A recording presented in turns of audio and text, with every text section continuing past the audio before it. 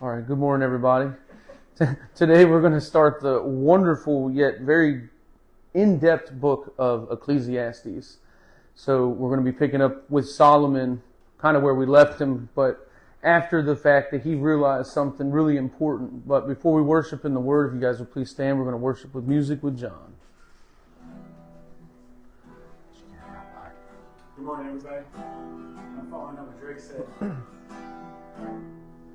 This song's called "Lead You There," and I wrote this after it didn't dawn on me that God had led me to this verse that said, "Go make disciples of all nations, baptizing them in the Father, Son, and Holy Spirit, doing all the things I commanded you." And that comes out of Matthew. Yeah, this song's called "I'll Lead You There." So you fall down on your knees.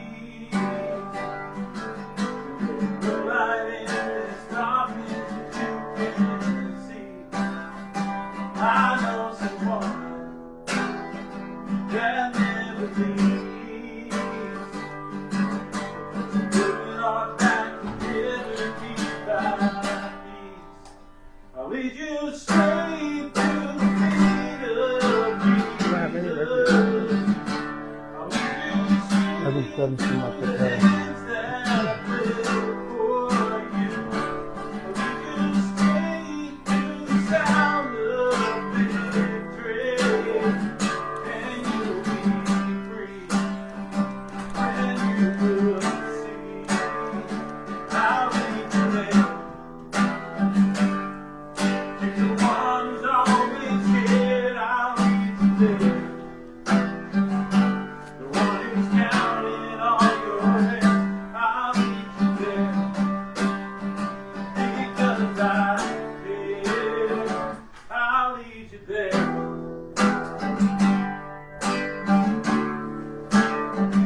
Just call his name, and in a flash, carry on the world right on his back. Oh, I'll lead you straight to the feet of Jesus. I'll lead you straight to the hands that live for you. I'll lead you straight to the sound of victory, and you'll be free, and you will see how we can. The one's always here, I'll lead you there. The one who's counting on your hand, I'll lead you there. Because I care, I'll lead you straight to the tomb that's empty. I'll lead you straight to the soul that rolled away. I'll lead you straight to the words he's spoken. I'll lead you there. Because I care, I'll lead you straight to the cross of Jesus. I'll lead you straight to the one who overcame. I'll lead you straight to the sound of victory. I'll lead you there. Because I care, and you'll be free. Oh, free indeed. You'll never leave. When you will say, I'll lead you there. If you wanna conquer death, I'll lead you there. To the one who's coming back again, I'll lead you there. Because I care, I'll lead you there. Yeah. Woo! That's how I'll lead you there. So I've been looking up my songs online, just the titles to see if there's a verse to go next to them. And I'm always being led to the verse that I've already read that day, or the verse that I've been reading. And this song's called "Who Am I to You?" And it comes out of Jeremiah, where he says, "Before I formed thee in the belly, I knew thee. Before thou came forth of the womb, I ordained thee a prophet unto the nations." And this song's called "Who Am I to You?"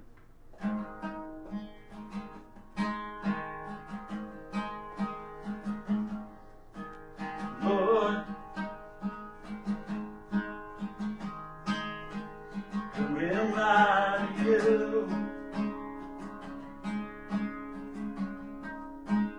Tell me honestly, hold nothing back from me. Holy Spirit, speak.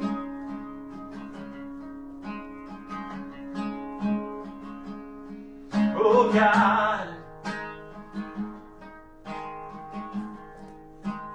please explain to me.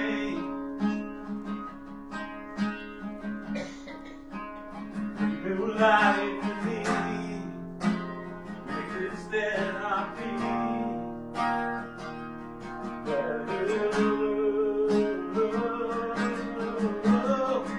I'm asking you.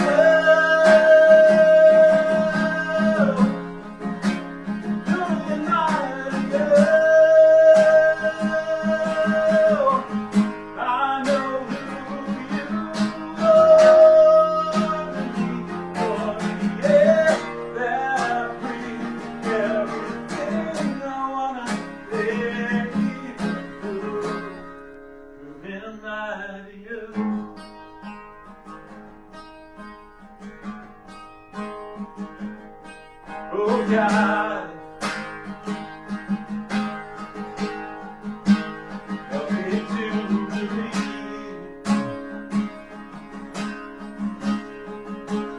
These blind eyes see of my unbelief.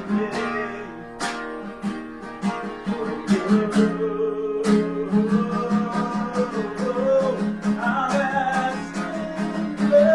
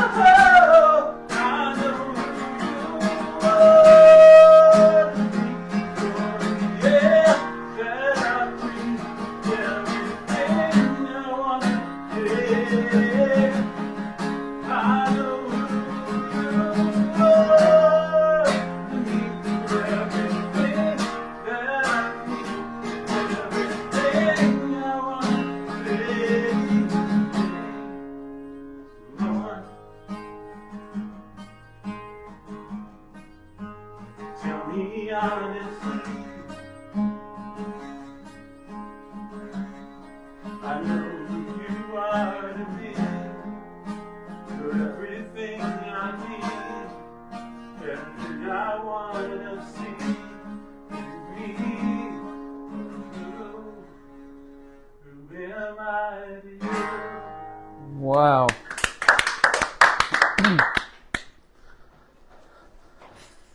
All right, guys, you may be seated.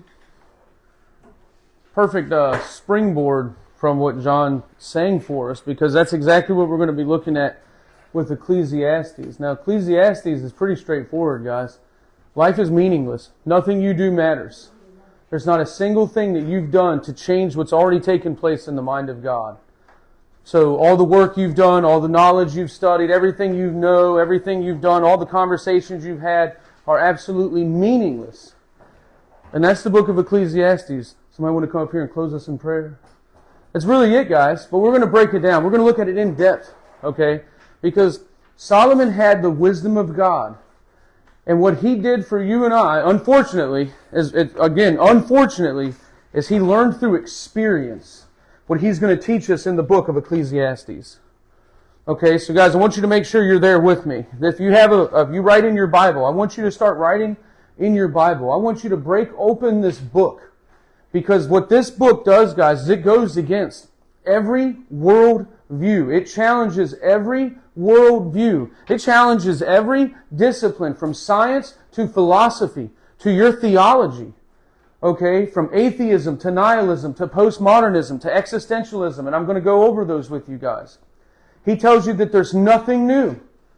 Not one thing that you and I have done has been new to something that hasn't already been done. He said even when we discover something, we're only discovering new ways to do something they used to do.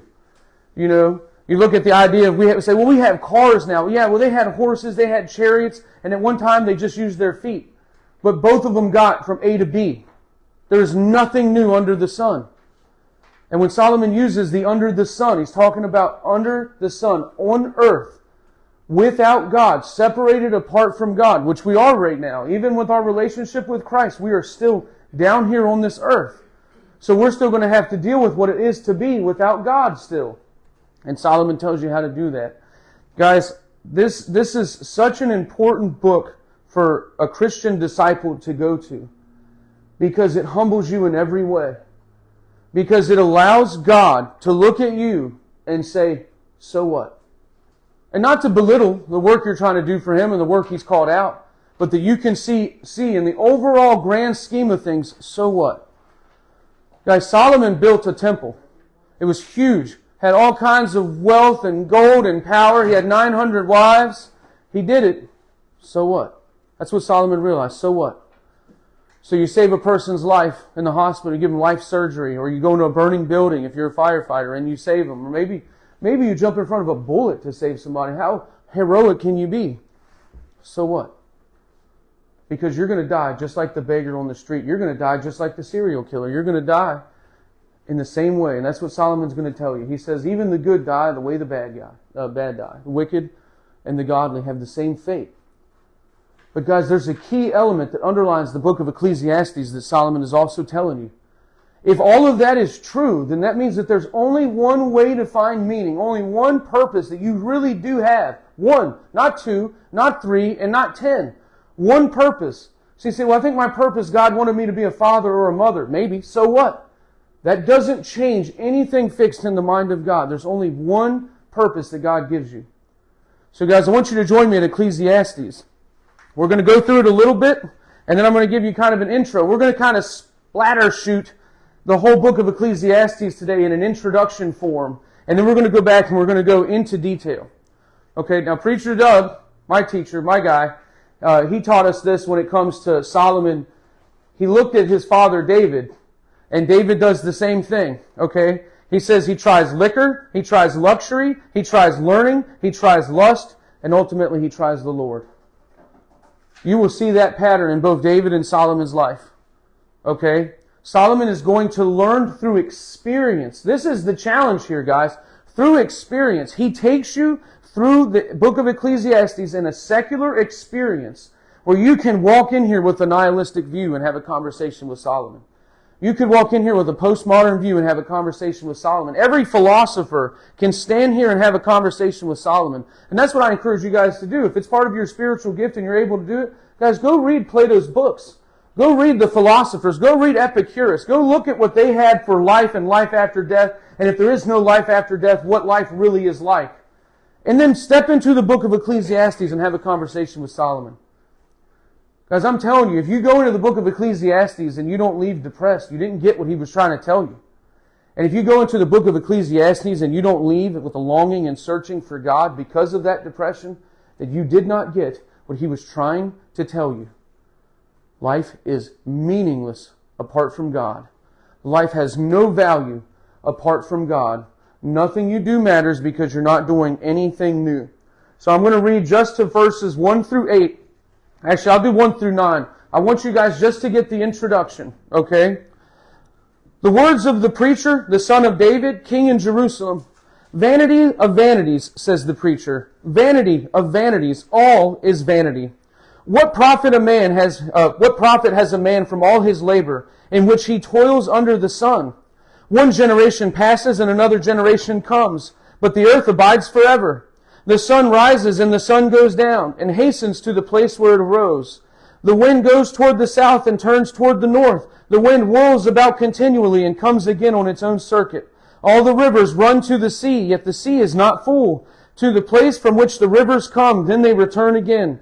All things are full of labor. Man cannot express it. The eye is not satisfied with seeing, nor the ear filled with hearing. That which has been will be. That which is done will be done, and there is nothing new under the sun. Guys, that's just the introduction. I'm telling you guys, when you study the book of Ecclesiastes, there's a lot of things that you'll feel when you read the book of the Bible. When you read the book of Ecclesiastes, it's like a heavy blanket. I've warned people before I taught them the book of Ecclesiastes, and I'm doing the same for you now. It is going to be a heavy blanket. It makes you, forces you to look at your relationship with God, the only thing that's going to matter. So the book of Ecclesiastes doesn't tell us directly that it's Solomon. But notice what it says. It says, the words of the preacher, the son of David, king in Jerusalem. That's a pretty good inclination. Okay, we're going to get other clues that we know who this person is. He's going to tell you things where you know it's him. But he calls himself the preacher. The reason the book of Ecclesiastes is called the book of Ecclesiastes because it means to call the assembly together. Now, we are part of the ecclesia, the ones that are called together. Okay? Again, they gave us the word church. We never wanted the word church. We want the word ecclesia. We are the assembly. So Solomon is writing this as if he's preaching to an assembly. Okay? That's why preachers love this book, because we get to do what Solomon does. We get to talk to the assembly. Now, I mentioned a man named Epicurus. Epicurus is a philosopher, and he came up with this idea, and I challenge you to disprove it. Okay? He says, I am, I care. I am not, I care not. What he means by that, he says, when I'm alive, everything that I'm doing, all my senses, everything matters to me. But then when I'm dead, nothing matters, because death is nothing. There is no life after death. There is nothing. That you're not going to feel the absence. You're not going to feel pain. You're not going to feel isolated. He said, you're not going to be stuck. You're not looking into eternal blackness. You're nothing. You have no senses. So he said, while you're here, you should care an awful lot. But when you're dead, it doesn't matter. Epicurus didn't realize, well, if there is no life after death, then what you do here doesn't matter either. Okay? But that's a quote I want you guys to remember. I am, I care. I am not, I care not. Because Solomon's going to hit this. Solomon's going to cover this. He's going to let you know, guys, if there is nothing that matters after you die, then nothing matters while you're alive either. Okay? And right in the beginning, when you say one generation passes and away and another generation comes, tell me that's not true. One generation can do a whole lot of good and another generation can wreck it. Or you can have a bunch of generations that do bad and then one generation do really good and then another generation wreck it. It doesn't matter. Nothing stays the same. Nothing is ever fully fixed. Look how long we've been trying to find peace. Look how long we've been trying to find a way to redistribute wealth so that everybody can have it equally. Look how we've been trying to find a way to alleviate our labor. Have we been able to do it since day one? No, we haven't. So if we're looking for our fulfillment and contentment here on this earth, guys, I'm here to tell you, you're going to be upset, you're going to be depressed, and that's why we are. It's because we're looking for something here that's not here to find. And it doesn't matter where we look for it, guys. And Solomon's going to tell you, it doesn't matter if you look for it in power, wealth, learning, knowledge, love, sex. It doesn't matter. Because even if you find it and you're content for a little bit, it's only for a little bit. And if you're never content, that's why. And we'll give you C.S. Lewis quotes in a minute. But he says in chapter 1, verse 1, he says he's a king in Jerusalem. Later it's going to tell us that he's the wisest person have ever ruled Jerusalem. That's in verse 16. And then it says he's a builder of great projects in chapter 2. He's a man of much wealth in chapter 2. And he was the possessor of a large harem in chapter 2. We know that this is Solomon writing to us. Okay? There's another phrase that I like. It's called memento mori. It means remember, you all will die. That was a Latin phrase, and the pirates used to use it all the time. Remember, you will all die. It doesn't matter. You're all going to die. So why not live it up now? Why, if that day is today, then I want to make that day count. If that day is tomorrow, I want to make today and tomorrow count. And you look back at yesterday. And people say, well, that's a good philosophy to have on life, living as if you're going to die. It is, but so what? Nothing you do matters, right? So even if we know we're going to die, if we can't do anything about it, then living a good full life doesn't matter. When we're here, it does. When we're gone, it doesn't. I am, I care. I am not, I care not. So remembering that we all should die doesn't do anything to add fulfillment in life because of death.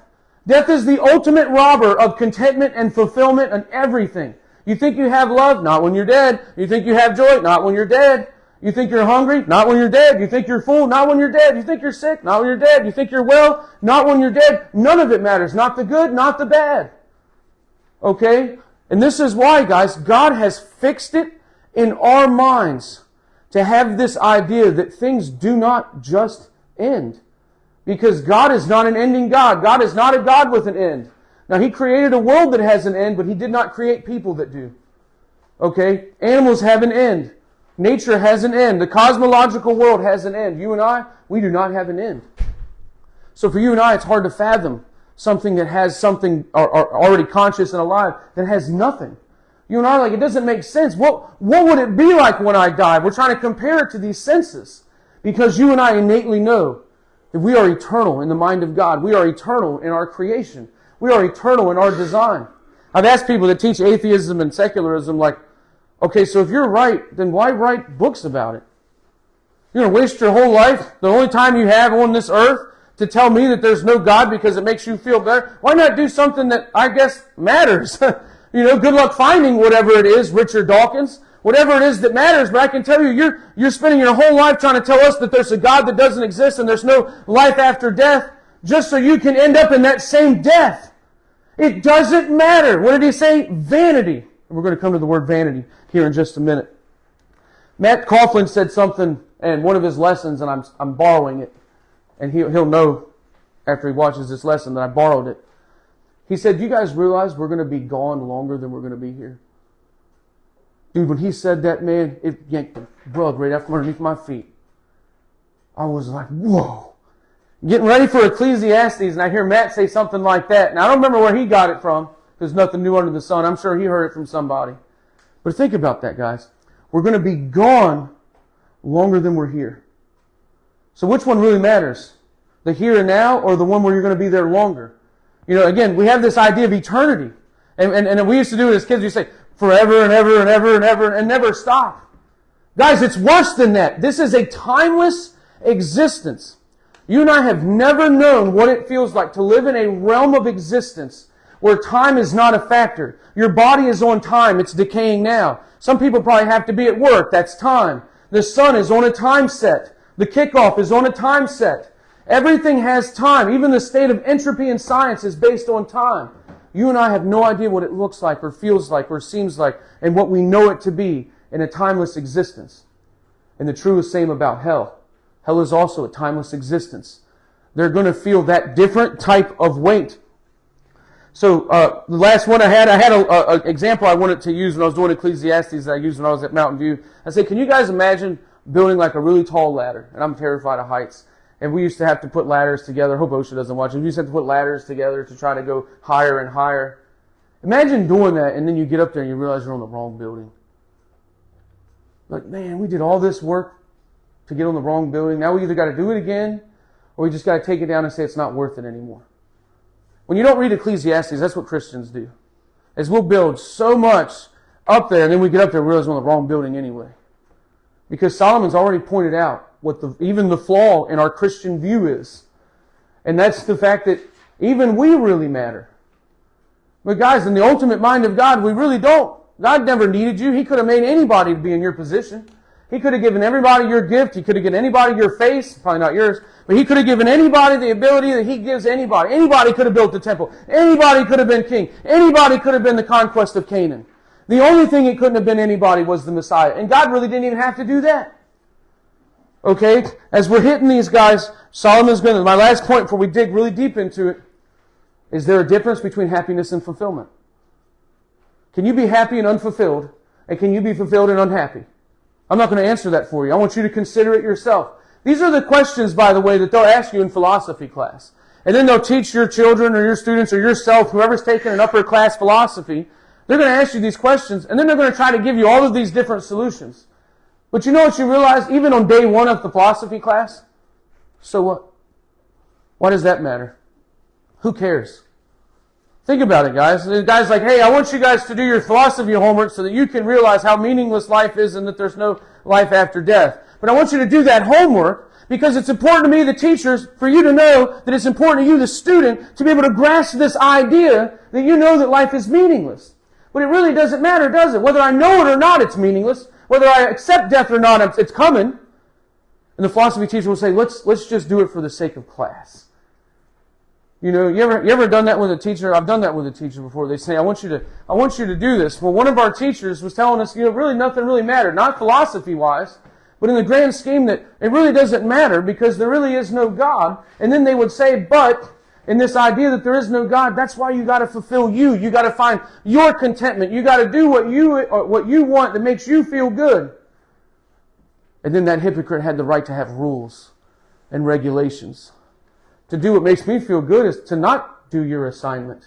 What makes me feel fulfilled and content is not to be at school at 7:30 eating a warmed up donut with a cup of milk and then have to go to class for 8 hours a day, every day, for 12 years and longer if I go to college.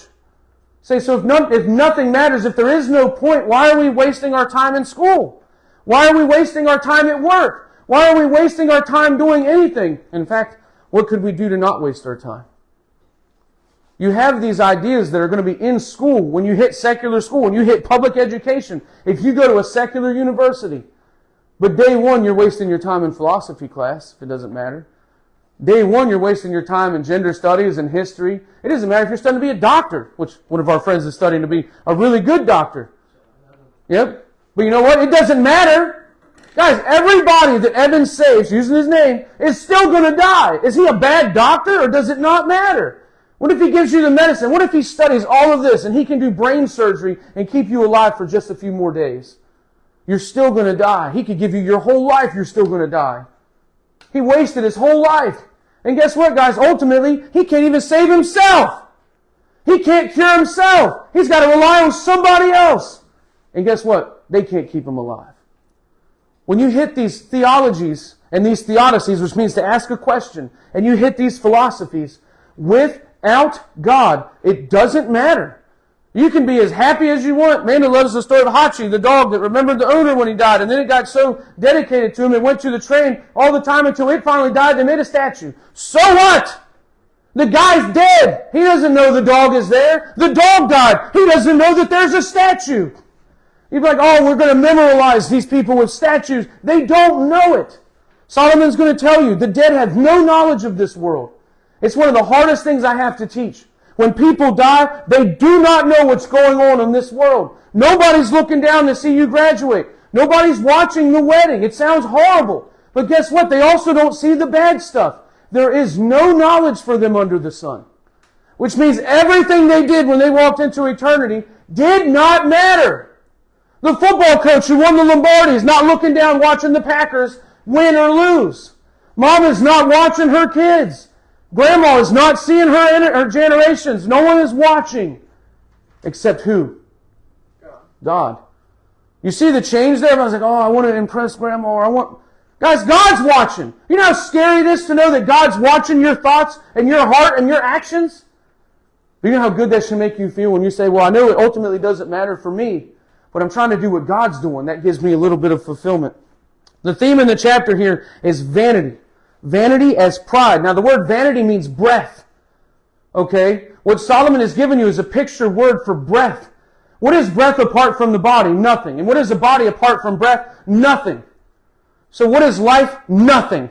Life apart from God is nothing. It's futile, some of your translations say. But it is vanity, which means, just like James tells us, here today, gone tomorrow, like vapor in the wind. That was a good quote, by the way, James. I liked it. So what you're getting is this idea of this fleeting presence, this fleeting joy. And again, it's going to be this repetitious cycle. Now this is what John points out in the book of Revelation for us, by the way, are these cycles that repeat over and over. People get to Revelation chapter 6 and they see the horsemen of war and they're looking for him. Where has he been this whole time? Have you ever studied history? When have we not been at war? Not just this country. When has the world not been at war? Abraham fought a war to get Lot. That's the horsemen of war. They say, well, the horsemen of death is coming. Where's he at? Dude, he's been here. An animal died in the garden because of Adam and Eve's sin. Cain killed Abel. That sounds like death to me. They don't understand the cycle, so they think everything that's coming has never happened. It's new. Ezekiel sees the chariots. He sees all three. He doesn't see the fourth one. That's us, the church. But he sees the other three. So when Solomon says everything is vanity because everything repeats, and then he's going to hit you with nature. This is Ecclesiastes 1:13-14. And he says, and I set my mind to seek and explore wisdom concerning all that has been done under heaven. It is a grievous task which God has given to the sons of men to be afflicted with. I have seen all the works which have been done under the sun, and behold, all is vanity and striving after the wind. Guys, do you hear this? He said, I've used all my wisdom concerning everything.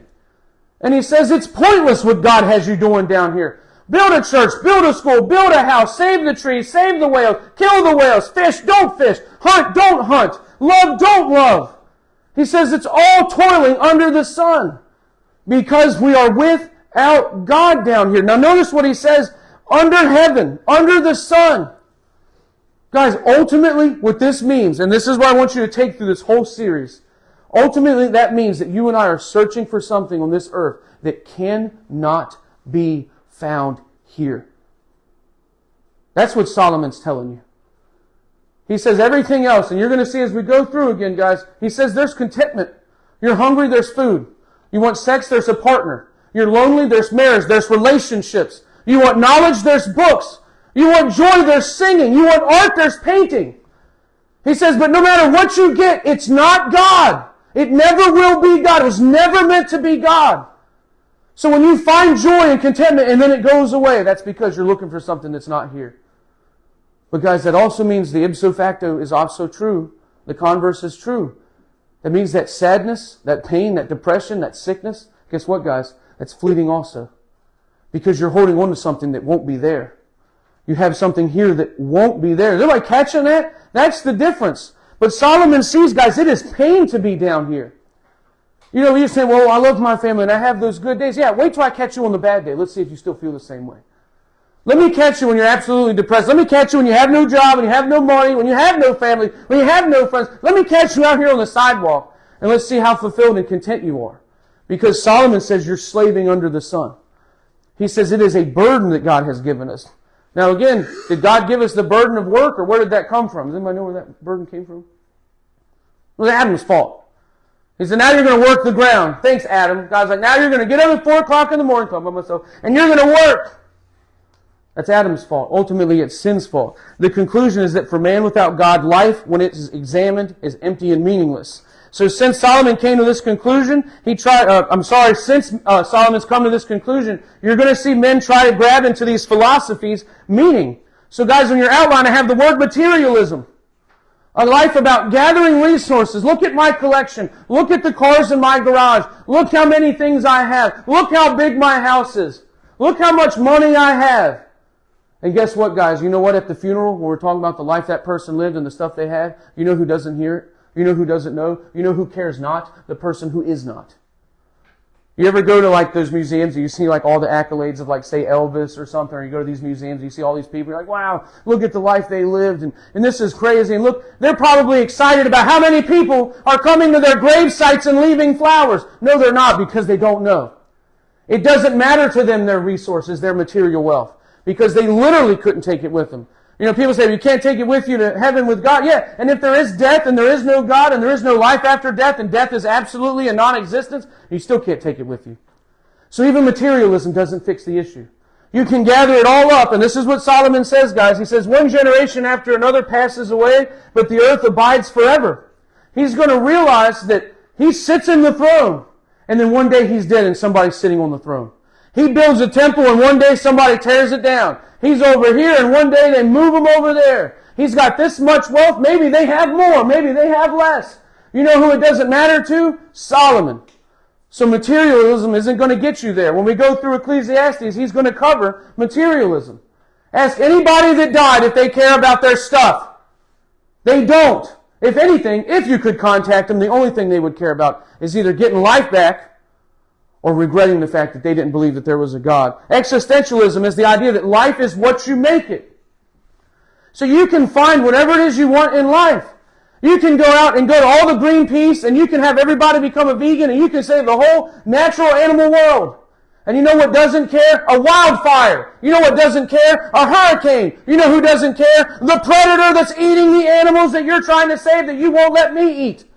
It is all vanity. It is all futile. Life is what you make it. Go be a teacher and go tell people things they don't know. Teach uneducated children how to be educated. And guess what? They're still going to die.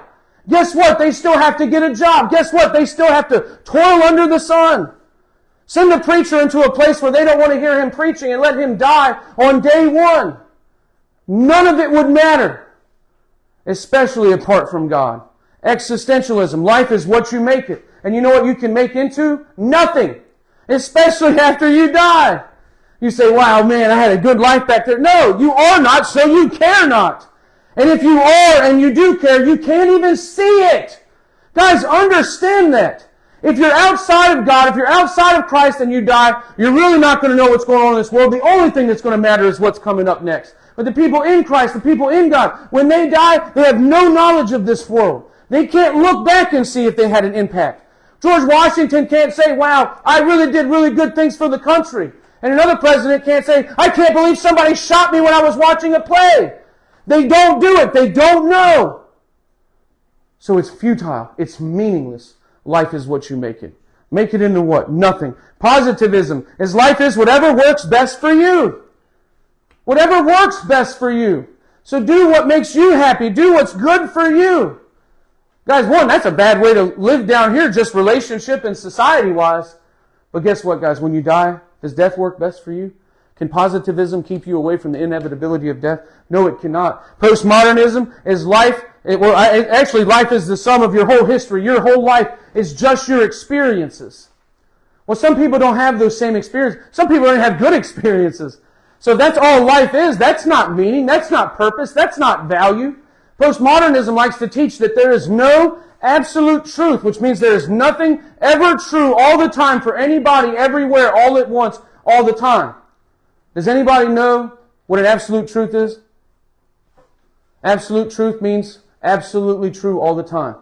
So they're telling you that there is no absolute truth for every person, everywhere, all the time, all at once, while telling you that there is no absolute truth that is true for everywhere, all the people, everywhere, all at once, all the time. They're giving you a contradiction right out of the gate, telling you that the only absolute truth is postmodernism. Everything else is not true. So Solomon says, well, if that's true, if there is no truth, and if there's only truth for me and not for you, then none of it matters. We're not going to fix the world that way. We're not going to get things taken care of. We're not going to find peace. So when you get to Ecclesiastes, you're seeing the journey of a man who is tired from life, beaten down from the experiences of life. And you can say, well, didn't he find some joy with all those women? Maybe for a few minutes, maybe for a few hours, maybe for a few days. But then it became futile, became vanity. The same woman was just like the last woman, was just like the next woman. Find me a new woman, and Solomon would say, I've already done it. Now I'm discontent again. Bring me more gold. Bring me more wine. Bring me more stuff. Guys, Solomon had it all. That's what you got to realize. Solomon had it all. If money could have did it, it would have. If women could have did it, it would have. If alcohol could have did it, it would have. If him being luxurious and wealthy and seen above all men would have done it, it would have.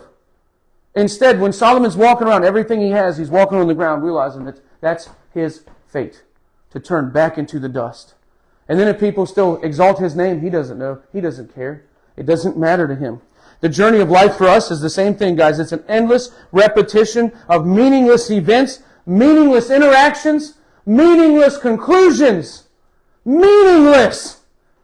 Guys, this is supposed to hurt. The book of Ecclesiastes is supposed to hurt. You've wasted your life in jobs. You've wasted your life in college. You've wasted your life. And there's nothing you can do to not waste it apart from God. In chapter 1, verse 12 through 18, he says, the pursuit of knowledge and wisdom ends in much grief and increasing pain. The pursuit of knowledge. You can go and try to learn and study all of these things. Guys, it hit me really hard when they killed Charlie Kirk. As I told Amanda, I said, imagine all that stuff he used all of those years, all those books he read, all of that knowledge, all of that wisdom, all of that logic, gone! In an instant, it didn't matter. It doesn't matter now what he did or didn't do. The only thing he has is what he left. And the only people that affects is us. It doesn't matter to him. You guys realize that? It doesn't matter how many philosophy books he's read. And that's the same for me and you. It doesn't matter. It was gone in an instant. The moment Solomon died, did it matter that he was the wisest person on earth? No. It didn't save him and it didn't keep him alive. And he realized it. It definitely didn't keep him happy. In chapter 2, 1 through 11, you see the many paths of pursuing pleasure, acquiring possessions. And he says it's unprofitable. What are they going to do when the country see your wealth? They're going to come for it. Now you're fighting for it. What do they do when they see your women? They want them. They come and they fight for them. Look at the histories and the wars of the world. They want your territory, your money, your stuff, or they want to eradicate you because of their worldview. In order for them to find meaning and purpose and happiness, that's with your eradication. Solomon fought wars. Solomon studied war. Solomon knows these battles. Solomon went and took gold from people in battle. David accumulated Solomon's wealth that he was inherited through battle. And did it matter? It didn't. Because we're still at war. Did we find full peace? No. Solomon was still at war. Rehoboam and Jeroboam were still going to be at war. The kingdoms were going to split, and the wealth was going to go north and south. The kingdom was going to go north and south. The people were going to go north and south. The law was going to go north and south. And then it would stretch all the way to Babylon. It would end up in Rome. None of it mattered what Solomon did. None of it mattered what David did. None of it mattered. The priesthood is gone. The temple is gone. The altar is gone. The gold is gone. None of it mattered. The only thing that mattered when they stood in front of was God when they ultimately got there. And Solomon's trying to tell you that now through this secular journey. In chapter 2, 12 through 17, he says, to live wisely or foolishly is equally empty, since they both end in death. The Bible talks about being wise and not a fool, but Solomon says ultimately, if there is no God, whether you're wise or foolish, it doesn't matter, you're both going to die. The educated and the uneducated. The one that makes smart decisions and the one that makes dumb decisions. I might have a heart attack eating a burger, and you might have a heart attack running on the treadmill. But we're both going to die. It doesn't matter what you do, your health, your diet. It does not matter. We will both inevitably die. Are you guys feeling the weight yet? Are you feeling that blanket yet? Because what the book of Ecclesiastes does is it forces you to reach up toward God. And say, save me from this meaninglessness. Save me from this futility. Save me from this vanity. Save me from under the sun. And then God says, now you're starting to get my purpose. Because one person he sent did matter. One person, what they did matter. One person, what they did went all the way backwards as well as forward. And that's the one thing that Solomon tells you, the only thing you're going to find meaning is, and that's God. And he sent that in the personhood of Jesus Christ. Chapter 2, 18 through chapter 3, 22, he tells you that your work ethic is examined, but it's found to be full of grief and emptiness, because in the end, you don't get to keep what you earn. Now this guy, guys, remember, this guy overtaxed his people. If anybody knows what it is to overtax, that's Solomon. But it's not just that. You still have to spend your money on food. You still have to spend your money on things that you want. I noticed that you guys have clothes. That probably costs money. And if it didn't cost you money, it cost somebody money. You don't get to keep what you owe or what you earn. Everything that you do in work has to either be redone the next day if you're in a factory. If you're in a fast food, you're making burgers all day. If you're building homes, eventually you got to build another one. A hurricane takes one down and you're building another one. It doesn't matter. He says it's empty. It's vain. And he says in this one, he says that your work ethic is examined. The moment we start to realize our jobs are meaningless and pointless, guys, we get depressed. And we want to find another job. And this job will give me fulfillment. This job will give me contentment. But will it give you happiness? Or will it make you happy and leave you discontent? We'll find out. Chapter 4, verse 1 to chapter 6, Solomon says, the accumulation of power and wealth, even through oppression, is not satisfying and in fact leads to dissatisfaction. Anybody that's ever had an addiction, whether that be to pornography, drugs, food, it doesn't matter. You know that the moment you get what you want it again. The moment you get what you want more. The moment you have more, you need more. The moment you need more, you never get enough. There's no end to it. And that's what hell is going to be, by the way, guys. You ever burned in lust and never had contentment? You ever been hungry and never been filled? You'll find out if you don't go with God.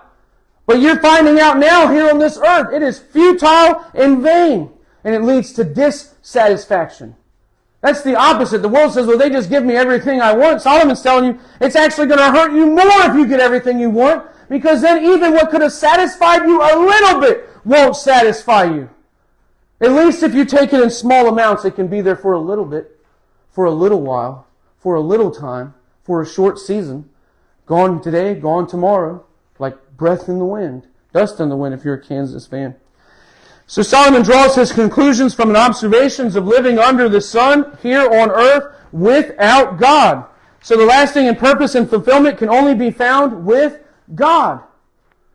God created you for a reason. Every other reason will fail. For contentment, happiness, joy, fulfillment, fullness, whatever it is, none of it will matter outside of God.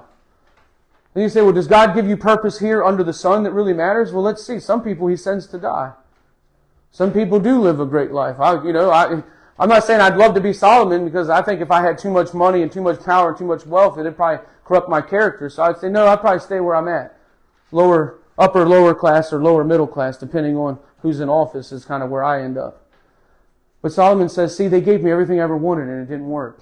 Look at David's son. He gave his son everything he ever wanted, and he rebelled against him. Samuel's sons became corrupt because they gave him everything they ever wanted. The young, he says in chapter 11 to 12, he says, the young should remember and serve God while they're able to do so before death overtakes them. You should worship God as much as you can here before you go in death. Once you're in death, there is no more worship in the same way. Now, guys, do we get our restored worship with God in heaven? What do you guys think? Do we worship God in heaven? Yes, we do. But in death, is it the same? Or do we care not?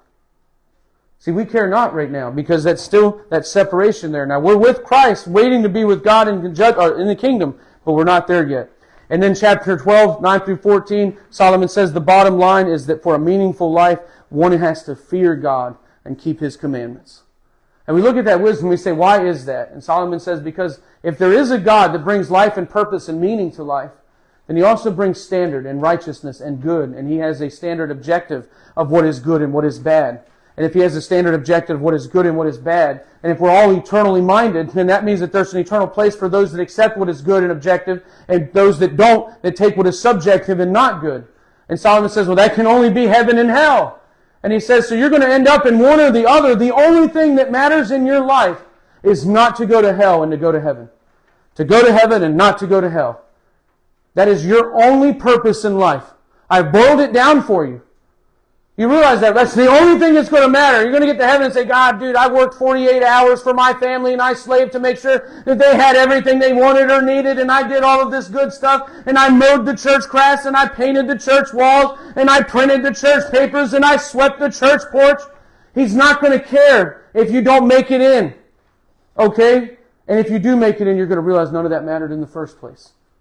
Now, taking that purpose of your eternal destination, and then God says, turn that on your neighbor. And now you're starting to see your purpose. Your purpose all along, guys, has been discipleship. It's never been anything else. Everything else is vain. So he says, put my paper here. He says that after identifying himself as the preacher, he gives them what nothing is left after a sense of accomplishments. Nothing is left after a sense of gratification. There is nothing that is left over. So the passing generations, he says, people are merely born to die. That's what you should write next to that verse. People are born to die. Your mom says, oh, I hope he has such a great life, or she has such a great life, and she lives in fulfillment, and she's happy and married, and they do all this good stuff, and then you die. The crudes. And then you're dead. That's it. So Solomon says it doesn't matter what you do in generations. Then he goes into the cycles of nature. Even the cycles of nature don't matter. They repeat. There's nothing new under the sun.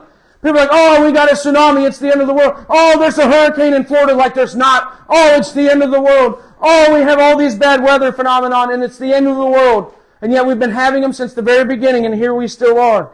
He says in verse 5, also the sun rises and the sun sets, hastening to its place there to rise again. Does the sun rising and set, does it change? No. What's its ultimate purpose? Nothing really. God's going to destroy it. But all it does is repeat over and over the same sun setting and rising that has been since day one. Our ancestors and generations before us all saw the same sun. He says, blowing toward the south and turning toward the north, the wind continues swirling along. Guys, where does the wind end up going? Nowhere, really, does it? And where does it come from? Nowhere, really. And what is its purpose? It really doesn't have one. Solomon's telling you and I, we're like the wind.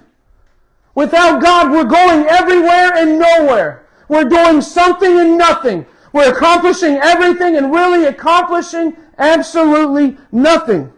In verse 7, he says, all the rivers flow into the sea, yet the sea is not full. So is the purpose, and I'm asking this, guys, is the purpose of the river to fill the ocean until it's completely full and then it stops? What do you guys think? Is that what it does? No, because it doesn't have a purpose. The river is going to keep going over and over and over until either Jesus comes back or it dries out. It has no purpose. It causes nothing to change. It itself is unchanging. He says, yet the sea is not full to the place where the rivers flow. There they flow again. Right back, if anything, where they started. And people say, well, that's not necessarily true. Yeah, it is. What does rain do? What happens to water?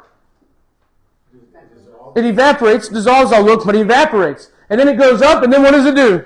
It comes right back down. Like, yeah, but it's in a different stream, or it's in a different river, or it's in a different ocean. It doesn't matter, guys. Nothing is different for that element of water. And he's telling you, me and you, it's no different for us. We're going to do like our family did. We're going to try to grow up and be good and get jobs and have families and try to be good and try to do good things. And then we die. And then another generation takes over and they start right back over from the beginning. You can't hand them all of your knowledge. They have to experience it. The only thing they can inherit, maybe, depending on your government, is your inheritance of your stuff. Everything else, guys, they got to start over. That's why we make the same mistakes. That's why we make the same decisions and we end up with the same consequences. He says, all things are wearisome, for man is not able to tell it. It's a ceaseless system. The sun rises only to set. Is the sun done? Does it get to rest? Is it like, whew? No, guess what? It's coming back around. Okay? The wind blows and goes nowhere, and guess what? The next day it's going to do it all over again. Maybe in the next few minutes it does it all over again. There's no purpose to it. So then he goes on to say, in 8, he says, the eye is not satisfied with seeing, nor the ear is filled with hearing. He's talking about curiosity.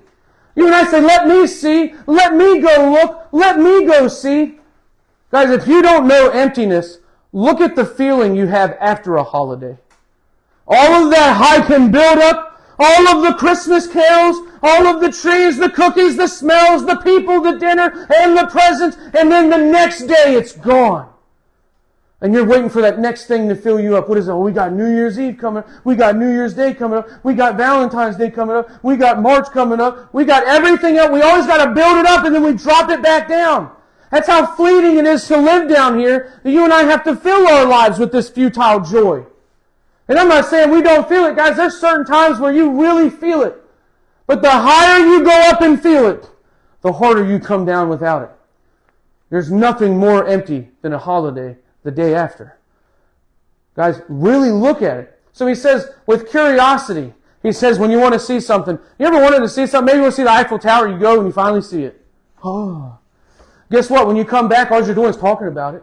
Wasn't it cool we were right there in the same space near it? Wasn't it cool when we touched it? Wasn't it cool when we duck lip selfied next to it?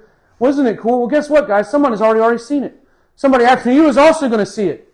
Nothing matters, and eventually it comes down, and then it doesn't matter. It's just a memory anyway.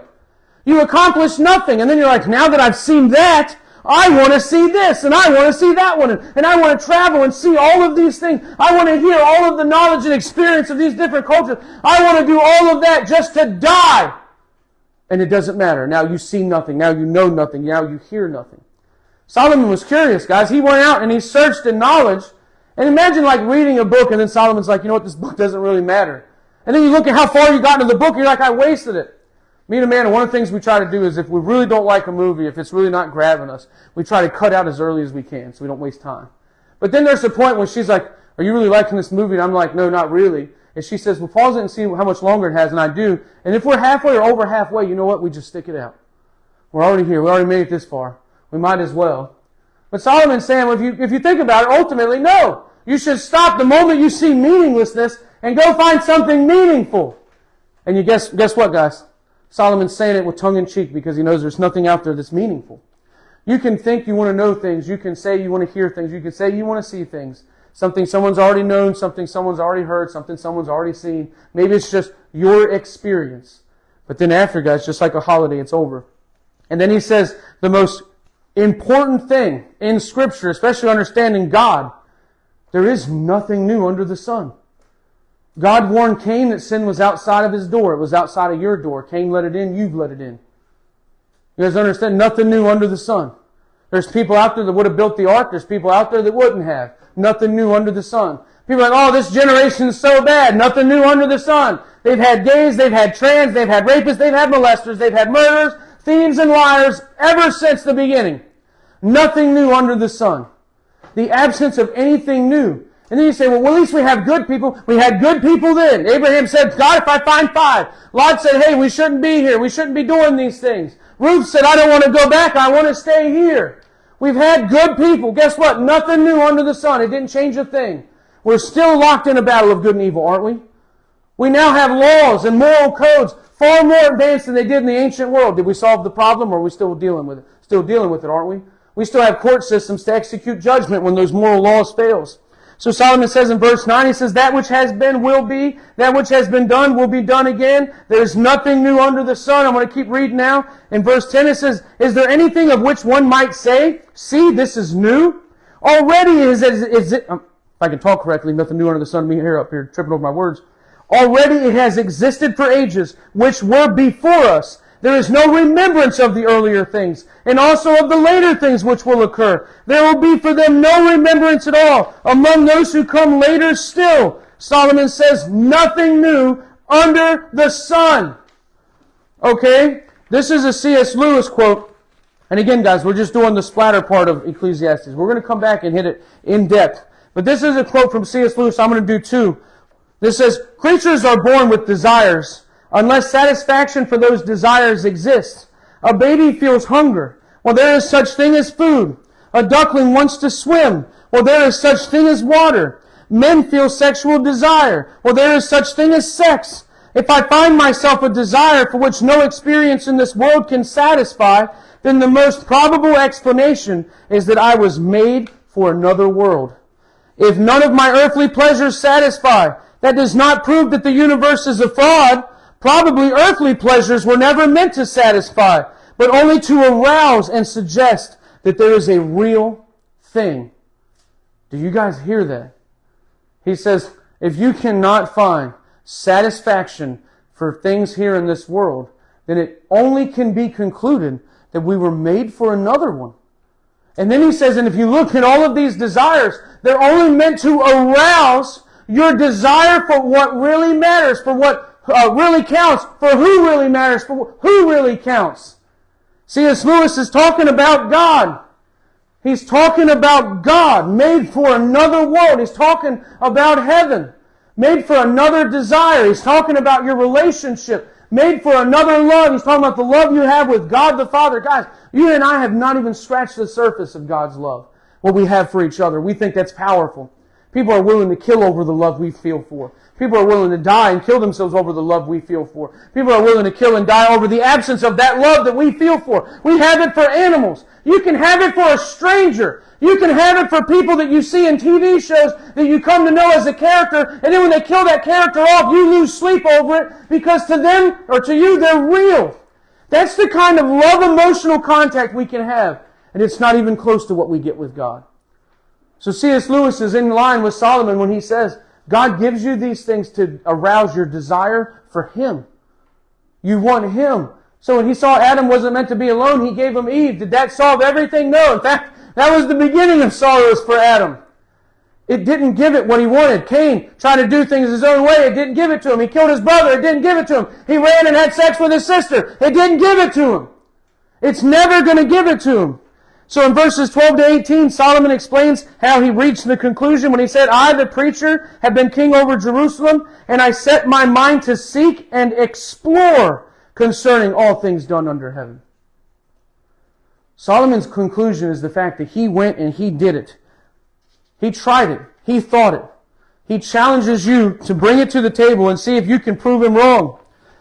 He says that we do not have the capacity for study or memory that traverses life. He says it won't be remembered. There's going to be a point when you're not remembered. As soon as I read that, I thought of the movie Coco. Is that the one that I'm thinking of with the dead Spanish people? Where in that world, if you get forgotten, you disappear out of the land of the dead. So their biggest fear is to be forgotten. So in the Spanish culture, they always bring this food and stuff on the Day of the Dead, which is where Halloween and stuff kind of comes from for us.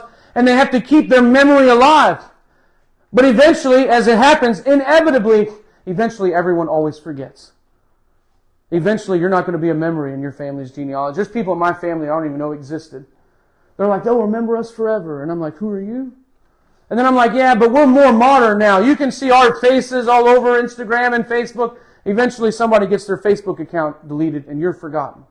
And you're gone. No one's tagging you in pictures anymore. Check my time. I'm bringing it to a close here, guys. I knew I'd go over a little bit. So it would seem like an interesting life experience to be involved in, but Solomon says it wasn't fun. It wasn't happy. You and I are like, let's go out and try to fulfill these desires and let's have this great experience. You know, if we were buddies for like road trip. And Solomon says it was the worst thing he ever did. He never felt more depressed than he did when he experienced that life was absolutely meaningless. So he says in verse 14, I have seen all the works which have been done under the sun, and behold, all is vanity and striving after the wind. Look at the Tower of Babel. It was huge. It was a great spectacle in its day. Later, the Hanging Gardens of Babylon and Nebuchadnezzar's garden. Great spectacles. It's one of the 8 wonders of the world. Does Nebuchadnezzar care? No. Do the people of Babylon care? No. Do the people who started it care? No. Do the people who built it care? No. Do they have any knowledge about it? No. And you know what? We really don't even care that much, do we? Has anyone been like, I would die for the Hanging Gardens in Babylon? No, we wouldn't. You might want to see it. Somebody else has already seen it. He says all of our lifestyles and settings are produced are meaningless. In verse 15 he says what is crooked cannot be straightened and what is lacking cannot be counted. God has already set it in motion. Now this does not negate free will. You are free to act in your will, but does God know where you end up? Oh yes, He does. When you read the book of Revelation and John sees the uncountable Gentiles, you're either in that group or you're in the next one that we see where you get cast into hell's pit. God knows which one. John sees. You know, John's like, hey, is that Mason over there? He also says, is Drake not here? Where's he at? And I'm thinking, wait, I did all of this stuff under the sun. And it was meaningless. Because ultimately I missed what ultimately mattered. He says, what is crooked cannot be straightened. Is it your job to fix the evil in the world, to fix the wicked stuff in the world? No. God tells you how to act. He tells you how to teach people how to act. But guess what? There's still wicked and evil stuff in the world. It's still going to be there. God says, I'm going to be the one that destroys death. Can we get out of death? No. People are like, oh, Ponce de Leon, we got to go to the fountain of youth. Oh, if you take this medicine, you can live another 100 years. Guys, when you get about 30 or 40, you really start wondering, do I really want to live that long? Do I really want to deal with this over and over? Do I really want to have to deal with these elections and have all of this stuff going over and over? Or am I just about done here? You always tell when someone has like, do not resuscitate. Like, don't bring me back into this world. In verse 16, he says, I said to myself, behold, I have magnified and increased wisdom more than all who are over Jerusalem before me, and my mind has observed all wealth and knowledge and wisdom, and I set my mind to know wisdom and to know madness and folly, and I realize that this is also striving after the wind. Guys, Solomon's not just talking about you, he's realizing it about himself. Nothing Solomon did mattered. You realize that? Does anybody know the one thing Solomon had that did matter? The whole purpose of all of this? God. Yeah. But what was God's purpose with Solomon? Or the Solomonic line? Give you guys a little bit of a hint. Solomonic line. The bloodline.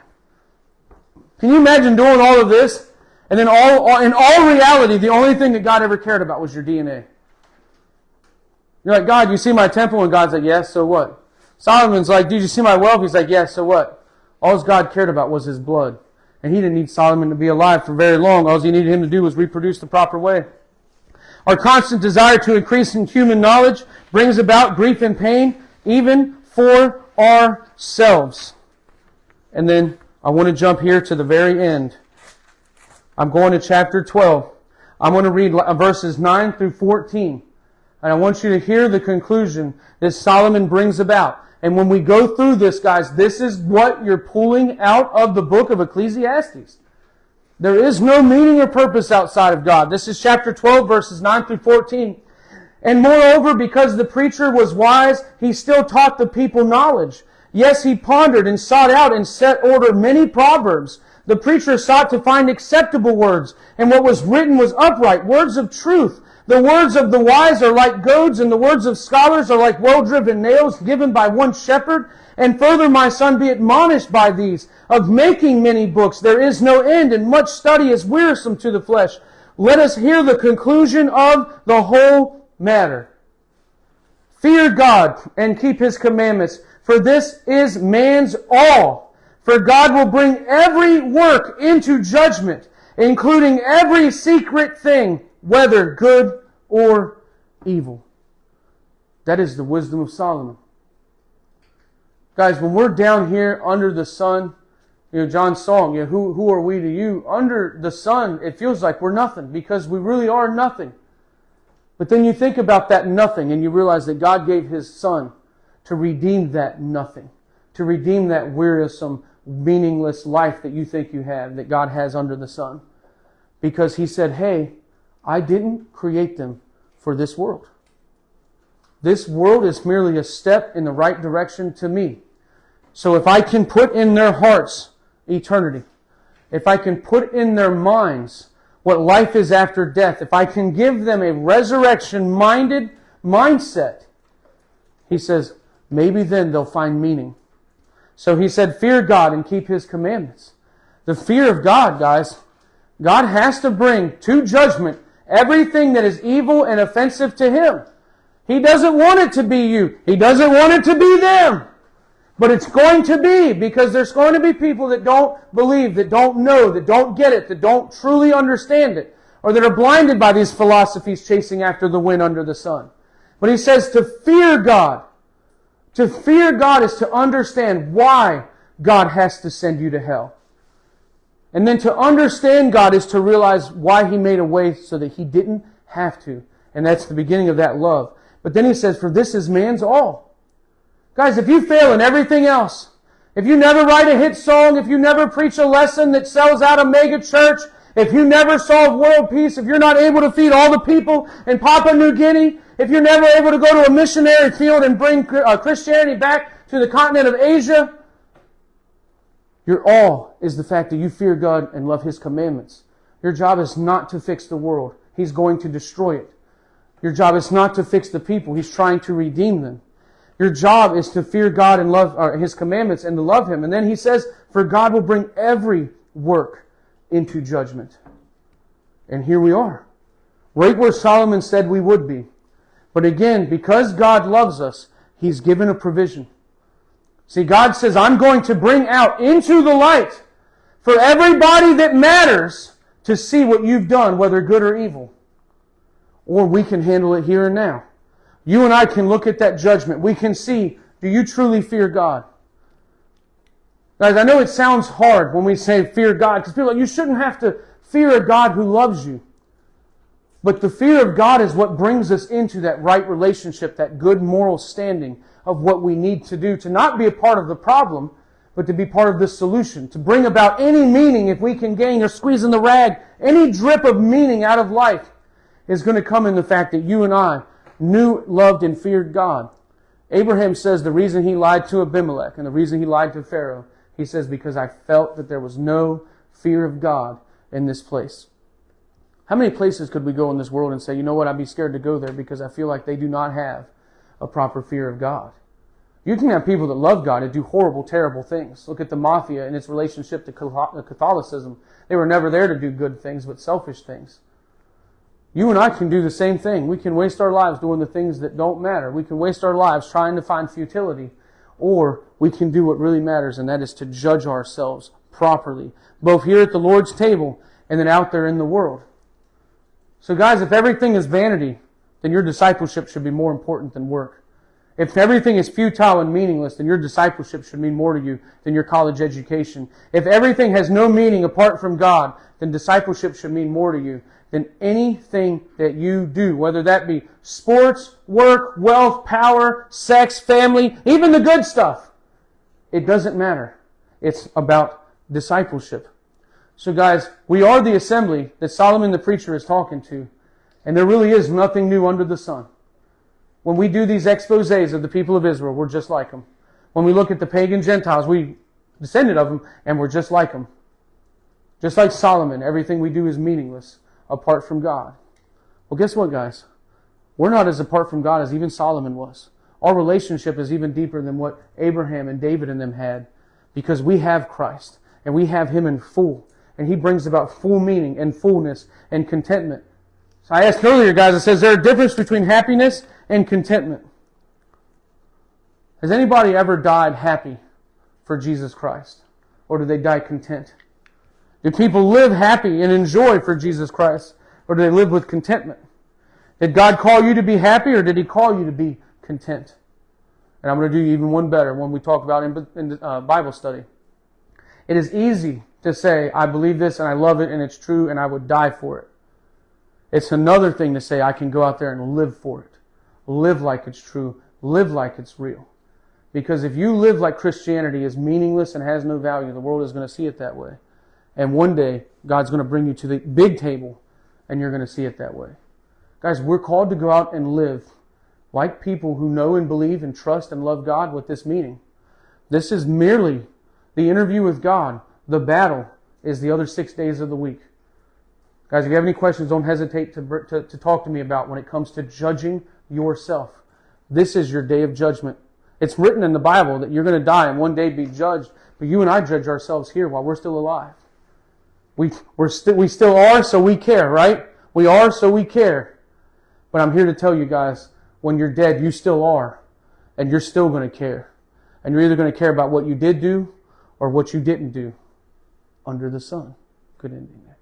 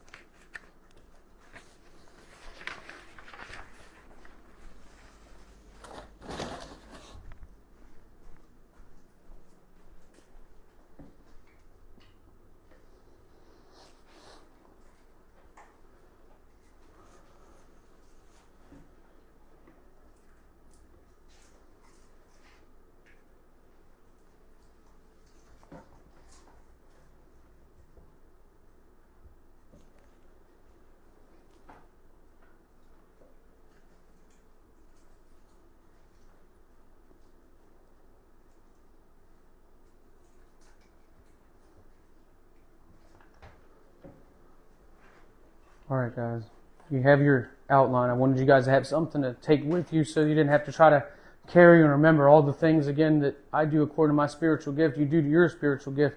This gives you something tangible to look at and think about and to really meditate on as you're doing your Bible study and see where you're falling in these different categories and understanding and putting you in the right mindset to do what really does matter. Okay? Now again, guys, I know it's a heavy book. And it's not meant to take away the spring in life. What it's meant to do is make you look up and realize how small and meaningless things are here and how powerful and meaningful they will be when we are in that world we were created for. Or how meaningless and powerless it will be in hell when they're back in another world that they weren't created for. Matthew tells us hell was created for the devil and his angels, never meant for us. But now people that are outside of God, they have to go. So they suffer in a world they're not meant for here, and they suffer in a world they're not meant for there. And that should break our hearts. So guys, using this in discipleship, go ahead, Luis. Yeah, say that you have sinned all your life, never been to church, nothing like that, and you're on your deathbed, which I think. And they said, do you want the preacher to come in to forgive you of all your sins? Because he preaches over you and says, I forgive you. I mean, Well, does he still go to heaven? we got to look at two things, Luis. There's a difference between faith and fear. A person, just like the thief on the cross, a person can come to knowledge at the last minute, but they still have to do what is necessary to be done, because there was another thief who was also dying who didn't have the same mindset. So when it comes to the idea of people praying in a hospital, I tell people, let's not wait till it gets to that point. But when it does, if the person truly has faith and truly is willing to believe and love and live that, if they have their lives ahead of them, and they truly ask God for forgiveness, yes, but they have to do what is asked by God to forgive them. See, John tells us in chapter 6 that He doesn't hear the prayer of a sinner. So the first time God hears our prayer in 1 Peter 3 is when you and I are baptized. That's the first prayer, and it is a prayer of forgiveness. So what I've told people when it comes to that, and I've had people ask about grandma or mom or somebody in the hospital, if they're serious about it and they're true, and I take them through 1 Corinthians 15 and they understand the gospel, then what I'm going to do is I'm going to pick them up out of the hospital bed and I'm going to baptize them in somebody's water, whether that be the hospital pool or we got to take them somewhere. Because if they're serious about it, then they will. And people say, well, what if that kills them? I'd rather die in Christ than live a little longer outside of Him and die outside of Him. So it has to be sincere. A person cannot just be like, I'm afraid of hell and now I don't want to go, because you still have to understand Christ. Paul gives us the gospel in 1 Corinthians 15. A person cannot be saved without the gospel. Jesus loves you, does not save you. You have to understand salvation through atonement, and that's where discipleship comes in. In 1 Corinthians 15, he gives you the gospel in a couple of verses. You don't have to spend years teaching someone the gospel. It's pretty simple and straightforward. But they have to be able to understand how to accept it as true. Because again, if the person's sitting there like, yeah, get through it, forgive me so I can die and go to heaven, I'm telling you, you're going to be highly disappointed when they get there. But if someone's like, you know what, if I had more time, I would listen to you as much as I should have listened my whole life. And God sees the mind, God sees the heart. And then I say, just like Ananias said to Paul, then let's get up and let's get you baptized. And then God's the judge. If it's sincerity, then all God's blood of Christ cleanses you from all sin. It don't matter if they've done the worst things all the way up and then they're sincere and they get baptized. They're going to be in heaven just like me and you. God says they're going to get the same reward. You know, me and you're like, dude, I've been a Christian my whole life. We get more stuff, right? No, He's going to get the same that you get, because it's all about redemption. But if it's insincere, it doesn't matter how long they're on earth or at their deathbed, they're going to be disappointed. Does that answer your question? And I can give you those verses if you need to. But if you know somebody, bring me up there. Because you can check yourself out of a hospital. They can't tell you no. And I can take you and baptize you, and I'll take you back in, check you back in, or I'll bury you there, and then we'll bury you somewhere else. That's what baptism is, a burial. At the hospital when I worked there, they was unconscious, and they was going to die, and the family would say, well, let's bring the preacher in and tell them that the mass wheel and everything, but they didn't know what was going on. Yeah, that's a lie straight from the pit of hell. That guy has no authority to forgive. A person cannot be forgiven for another person. A person can't ask for forgiveness for another person. That person has to do, which means if they're past the state of consciousness, then their answer is locked in, whether it's one way or the other. The preacher coming in is just for the family. It does nothing for the person who is likely going to go to hell if they haven't been forgiven before that. I know it sounds blunt. Yeah, and you see Solomon, he says it like it is, and I kind of have that spirit in me as well. I wouldn't wait till it got to that point. Because we had someone in the family that did that somebody wanted me to talk to, but they had no brain function. What am I going to say? Do you believe that Jesus died? Do you know what it means to die on the third day or raise on the third day? They'd be like, beep, beep. It's just not the way it works, unfortunately. Be ready, don't get ready is what the Bible teaches us. Does that answer your question? Yeah. All right, guys. If you have any questions, don't hesitate to talk to me, John. I'll let you come up and maybe change the mood a little bit. But guys, again, if we love God and we have meaning and purpose in that, that should bring about joy no matter what's going on. But if you don't, guys, then you're feeling exactly what you should feel. But I'll turn over you, bring a little bit of a different atmosphere. I'll thought you give me a rock. Listen.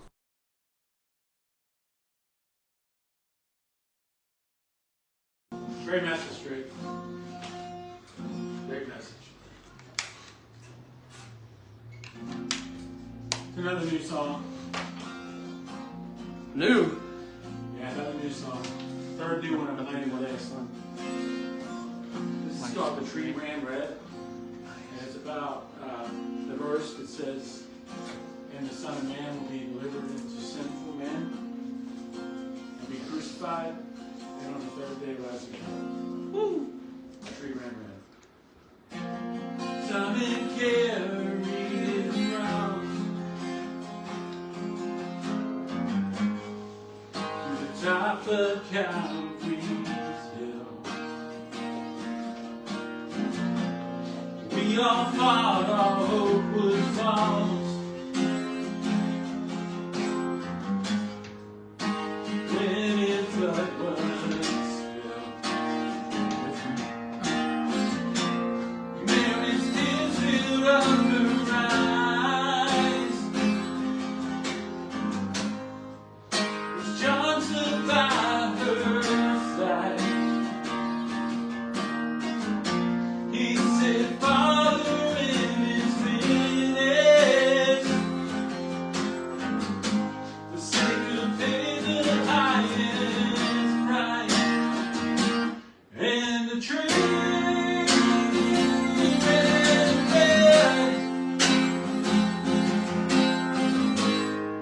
just like He said it would. The tree ran red.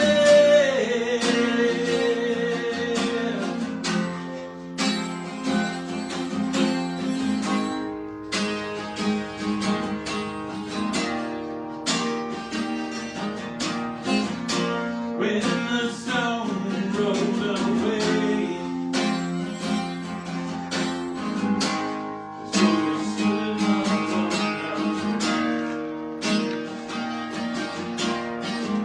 the angel stood by his side, where his body once had laid.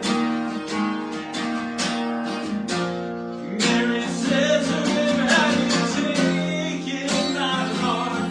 They said, "He is risen. He's not here." And the tree ran red, just like He said it would.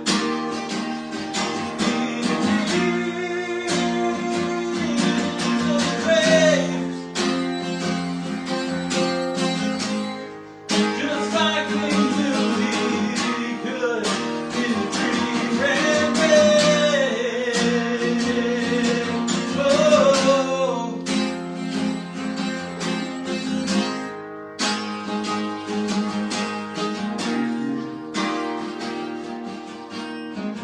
now there's forgiveness for sin to anyone who just believes. Yeah, He's coming back again.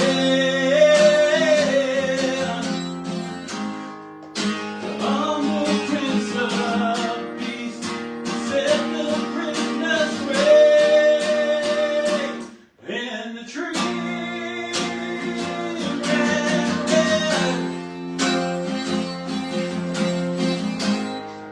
just like He said it would.